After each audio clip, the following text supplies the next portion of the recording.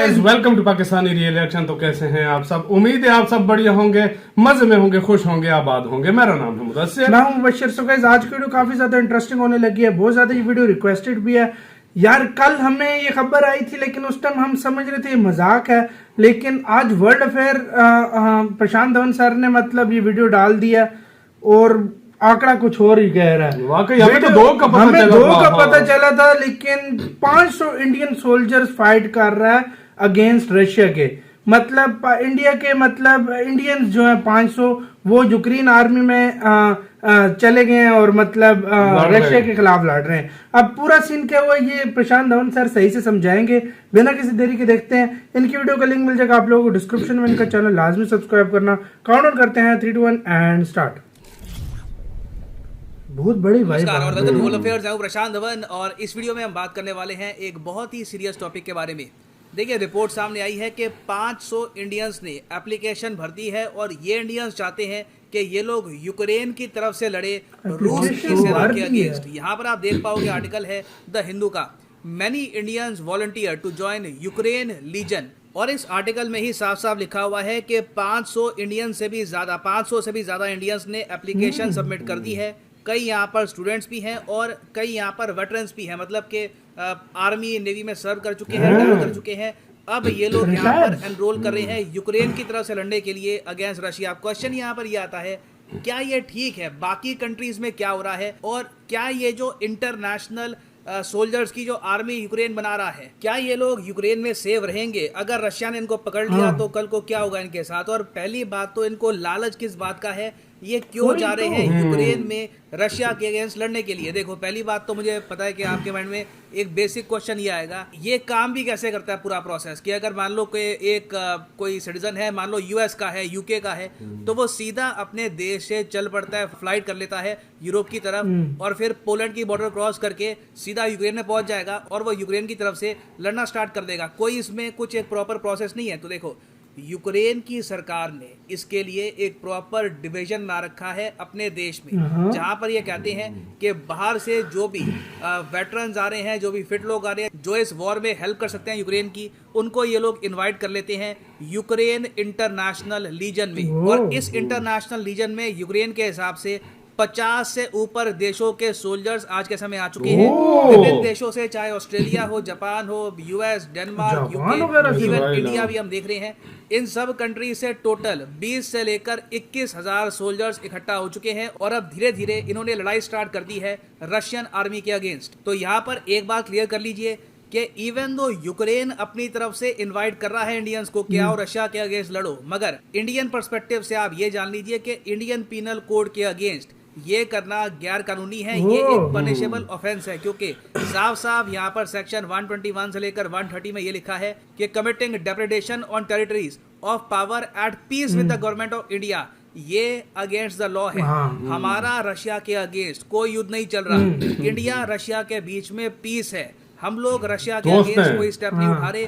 तो खुद ही एक नागरिक अगर यूक्रेन में जाता है, रशियन सोल्जर्स को अटैक करता है, क्योंकि ये लोग ऑब्वियस सी बात है ह्यूमैनिटेरियन कॉज के लिए तो जान ही रहे। इनका मेन काम यहाँ पर लोगों की जान बचाना तो नहीं है। ये तो प्राइमरली लड़ेंगे रशियन सोल्जर से, एक ऐसी कंट्री से जिसके साथ इंडिया का पीस है। तो ऐसे केस में this is against the law. और इससे पहले भी हम देख चुके हैं 2015 में मिनिस्ट्री ऑफ होम ने हाई कोर्ट को एक रिटन एफिडेविट में ये कहा था कि जो इंडियन नागरिक 2015 के आसपास इस्लामिक स्टेट के लिए लड़ने के लिए जा रहे हैं केरला से, बाकी स्टेट से, ये भी आज के समय गैर कानूनी है। Indian citizens can not be allowed to travel to a foreign country with the declared objective of taking part in any conflict. तो चाहे यूक्रेन की सरकार लोगों को बुला रही हो, इंडिया का कानून क्या कहता है ये मैंने आपको बता दिया।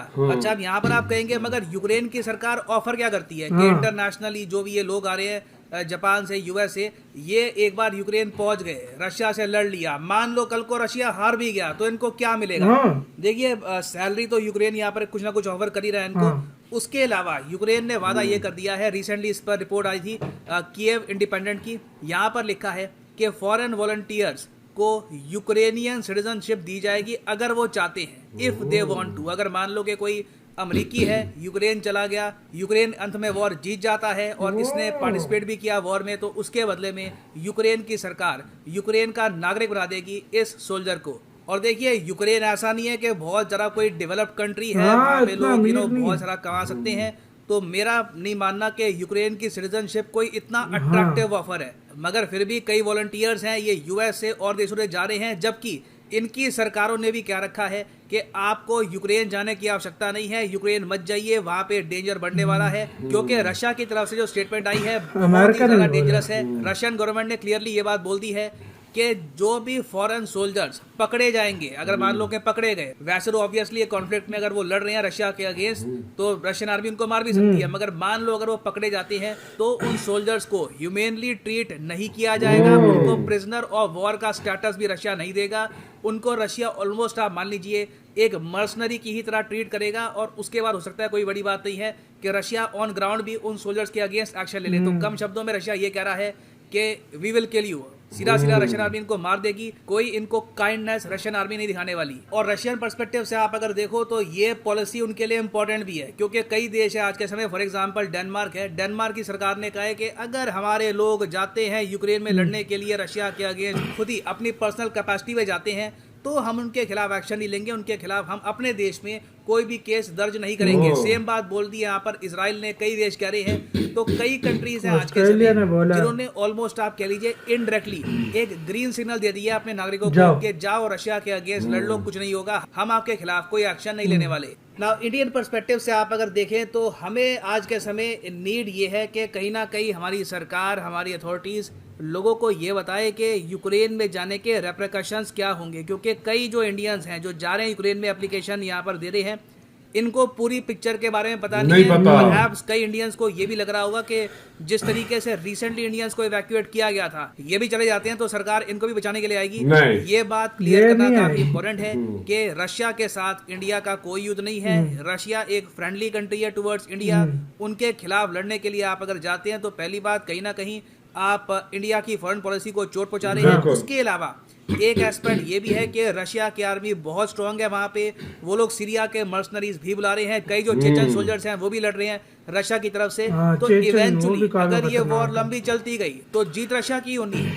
अगर मान लो ये वॉर चलती रहती है 2 महीने 4 महीने, जितना भी लंबा समय लगता है, इवेंचुअली हम सबको पता है कि रशिया ही जीतेगा, चाहे रशिया को जितने भी लॉसेस फेस करने पड़े। तो उस केस में इन लोगों को कोई बचाने के लिए नहीं आने वाला। और ये बात आम नागरिकों को बताना काफी इंपॉर्टेंट इसलिए भी है क्योंकि एक तरफ देखा जा रहा है कि यूक्रेन अपना जो ये इंटरनेशनल रीजन है इसको बहुत प्रमोट कर रहा है। इंटरनेशनल मीडिया में आप अगर देखो तो कम्प्लीटली प्रो यूक्रेनियन बातें की जा रही है कि बस रशिया यहाँ पे खराब देश है, यूक्रेन बिल्कुल यहाँ पे एक इनोसेंट कंट्री है। तो आप कह लीजिए काफी बार एक न्यूट्रल आदमी के जो थॉट्स हैं वो उसको खुद ही कहते हैं कि यार ठीक है यूक्रेन पे अत्याचार हो रहे हैं, मैं यूक्रेन की तरफ लड़ूंगा, मैं सच्चाई की तरफ लड़ूंगा। तो उसकी जो मोरालिटी है वो उसको वहां पर ले जाती है। तो नीड आज के समय ये है कि लोगों को प्रॉपर्ली एजुकेट किया जाए इस इशू के बारे में। नहीं तो कोई बड़ी बात नहीं है कि इन द फ्यूचर, अभी तो 500 ने एप्लीकेशन दी है, इन द फ्यूचर हजारों इंडियंस भी हो सकता है कि चले जाएं, and this will only damage India Russia relations as well. तो फाइनली यहाँ पे मैं आपसे पूछना चाहूंगा कि क्या आप मानते हैं कि सरकार को इस इशू के बारे में अवेयरनेस लानी चाहिए, या फिर आप मानते हैं कि नहीं कहीं ना कहीं एक इंडिविजुअल है, उसका ही फ्रीडम है, जो मर्जी उसको करना है करे, सरकार को करना है चाहिए। कि इंडिया का कानून क्लियर है, उसको सजा इवेंचुअली मिल जाएगी। तो लिखिएगा इसके बारे में कमेंट सेक्शन। आप भी लास्ट में गाइस बताइएगा। इधर ही वीडियो खत्म करते हैं यार, मुझे नहीं पता था कल 2 का आया था, इधर 500 हो गए, 500 से ज्यादा है, बहुत ही ज्यादा हो गए हैं। देखा जाए तो पूरी दुनिया से कुछ कंट्रीज ने खुला मतलब एक सिग्नल दिया कि 40 से ज्यादा देश हैं जिसमें से लोग जा रहे हैं, 50 से ज्यादा देश हैं। कुछ कंट्रीज ने खुद बताया कि एक सिग्नल दिया कि जाओ लड़ो, और कुछ इंडियन जो है वो खुद मतलब वो भी इसी तरह जा रहे हैं, लेकिन इंडिया ने बिल्कुल मुझे नहीं लगता कि यार, क्योंकि इंडिया के जो है ना कानून में भी ये चीज नहीं है, और दूसरा ये कि इंडियंस उनको मतलब इंडिया जाने भी नहीं देगा। क्योंकि यार जिस तरीके के जो मतलब देखो यार जिस तरीके के ताल्लुकात हैं रशिया के साथ, मतलब इंडिया कभी भी नहीं चाहेगा कि उसकी फॉरेन पॉलिसी की पे कोई चोट पड़े या कोई चीज खराब हो। बिल्कुल। और दूसरी बात ये है कि यार जिस तरीके से वाकई में गवर्नमेंट को मतलब और ये लोगों को वाकई इनमें से मैं तुम्हें गारंटी से कहता हूँ कि जिन्होंने ये फॉर्म भरे ना, मैं 80 to 90% लोगों को ये बोलूंगा उनको इस बात का आइडिया ही नहीं है कि उधर सिचुएशन क्या चल रही है, नहीं पता। उन्होंने रशिया ने फुल एग्रेशन दिखा दी, कोई नहीं बचेगा वहां पे, कोई भी नहीं बचेगा। देखो सबको पता है। देखो जिस तरह यूरोप का मीडिया जिस तरह बता रहा है वो इस पे देख कर जा रहे हैं कि मतलब ये जो इन पे बहुत वो ज्यादती जो हो रही है, भाई जो वो कुछ हो लोग रहा कह है। रहे हैं ना हाँ। 10,000 रशियन मार हाँ। गया, इतना मार गया, वो तो इतना पता नहीं मारा, वो मोरल डाउन करने के लिए करते हैं, वो इतना इस मारा तरह- नहीं है इस तरह जितना कभी उन भी लोगों नहीं ने होता। बताया।